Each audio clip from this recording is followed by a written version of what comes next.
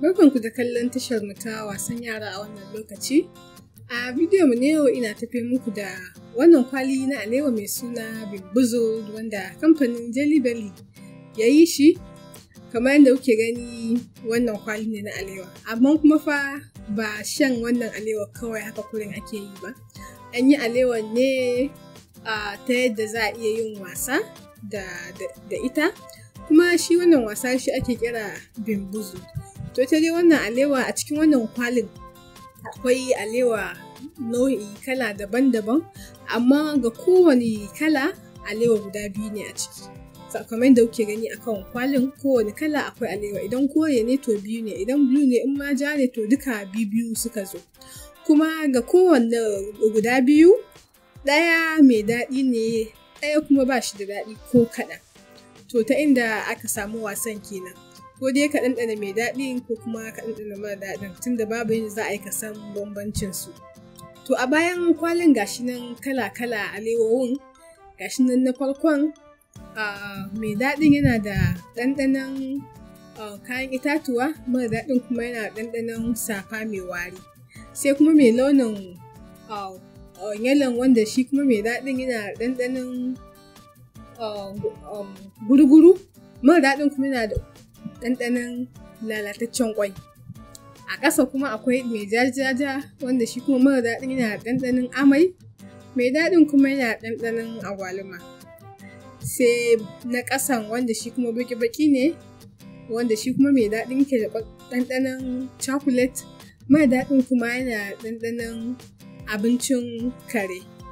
Sai kuma fari-farin wanda shi kuma mai daɗin ke da ɗanɗanon kwakwa, mara daɗin kuma yake ɗanɗanon abin goge kashin jarirai.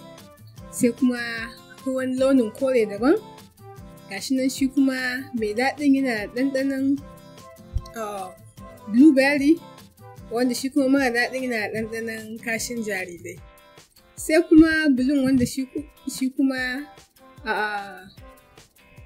mai daɗin yana ɗanɗanon makilin, mara daɗin yana ɗanɗanon wannan shi ne yake ɗanɗanon blueberry, shi wancan koren yana ɗanɗanon cherries ne.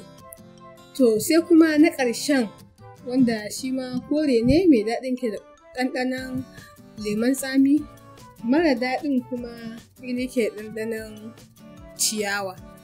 To ga su nan dai jerin alewowin kenan kamar yadda kuke gani, kuma an faɗa a kan kwalin cewa ya zo da ɗanɗano, sabbin ɗanɗano guda biyu, amma ban san kowanne ne sabbin ɗanɗanon ba. Sannan kuma shi dai wannan fakiti yana ɗauke da nauyin gram 45. Kuma gaskiya dai zan iya cewa wannan wasan zai yi armashi sosai tsakanin abokanai, ta inda za ku ɗanɗana idan mutum ya ci mai daɗi ya yi nasara kenan, idan ya ci mara daɗi kuma ya faɗi. Daman rashin sanin wanne ne mai daɗin wanne ne mara daɗin shine dai armashin wannan wasa. Kuma ina son ku faɗa mini a ɓangaren tsokaci ta yadda kuke tunanin za ku yi amfani da wannan alewa.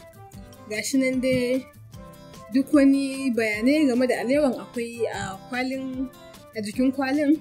Duk wani ƙarin bayani gashi nan akwai a jikin kwalin.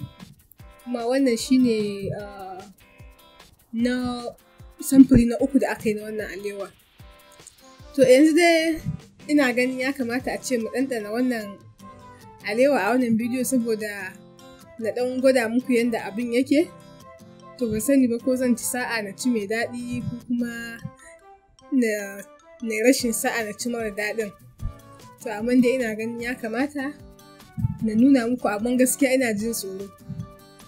To gashi nan dai yadda alewar take, ga kuma duk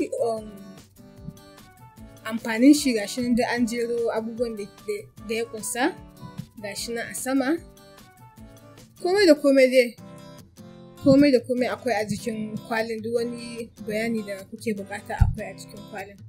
To yanzu dai bari na ɓare saboda na ɗanɗana, nuna muku yadda yake daga ciki.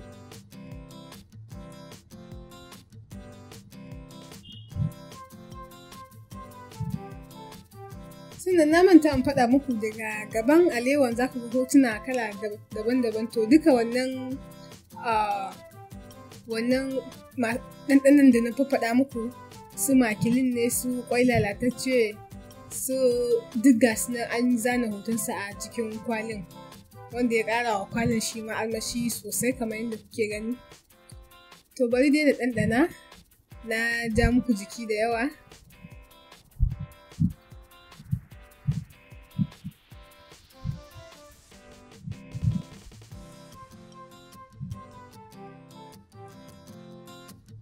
Ina jin tsoro ne kan in je in ɗauki mara daɗi. To gashi dai na ɗauki wannan mai launin kore-kore, wanda a bayan kwalin za ku ga cewa an ce ko dai ya kasance mai ɗanɗanon kayan itatuwa ko kuma ya kasance mai ɗanɗanon kashin jarirai. To gashi dai na yi sa'a mai ɗanɗanon kayan itatuwan cherry ne, mai daɗin ne ba mara daɗin ba, to na yi sa'a. Amma kuma zai iya kasance kowanne ma. To da fatan dai kun ji daɗin wannan bidiyo.